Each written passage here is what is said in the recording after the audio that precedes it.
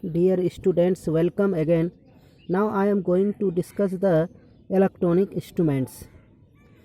Those instruments which can measure the electrical parameters of electronic devices like voltage, current, frequency, phase difference, etc. are known as electronic instruments. There are various types of electronic instruments: CRO, cathode ray oscilloscope, digital voltmeter, digital multimeter, and digital storage oscilloscope. Already I have sent you the PDF of above three instruments, that is CRO, DVM and DMM. Now I am going to discuss one by one. Cathode ray oscilloscope. What is cathode ray oscilloscope? Basically, cathode ray oscilloscope is a voltmeter which can display the shape of the input signal instead to display the value of the voltage. This means CRO is basically a voltmeter, but it can display the shape of the input waveform. It cannot display the value of the signal directly. We can measure the value of the signal or value of the voltage indirectly. I will discuss it later actually. Why it is called CRO? Because in CRO, the central part of the CRO is a cathode ray tube. That is why it is called cathode ray oscilloscope. Cathode ray tube are also present in desktop monitor basically in CRT, television and etc. So now, what is the use of basically CRO? There are various types of application of CRO in our college laboratories, in our hospitals, as well as in various industrial applications like voltage measurement, current measurement, frequency measurement, phase measurement, phase difference measurement. Now I am going to discuss the central part of the CRO, that is CRT. It is very important in examination. It has been asked several times that explain the schematic diagram of cathode ray oscilloscope and explain its working. This is the schematic diagram of the cathode ray tube. Now I am going to discuss basically cathode ray tube. This is cathode ray tube. The shape of the cathode ray tube is basically like a torch. Many of you can use torch. The shape of this cathode ray tube is like the torch. The function of cathode ray tube is to generate the cathode ray, that is electron beam, and strike this electron beam into a screen.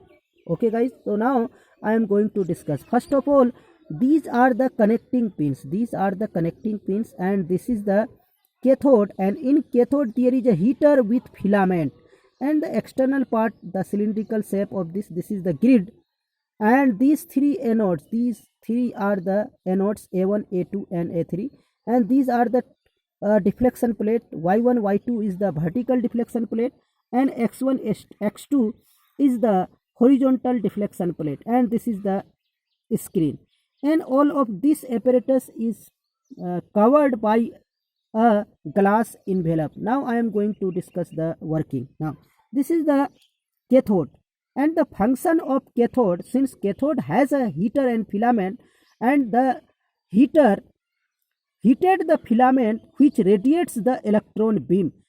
Since it radiates the electron beam, that is why this is called cathode, and this ray, electron beam, is known as cathode ray.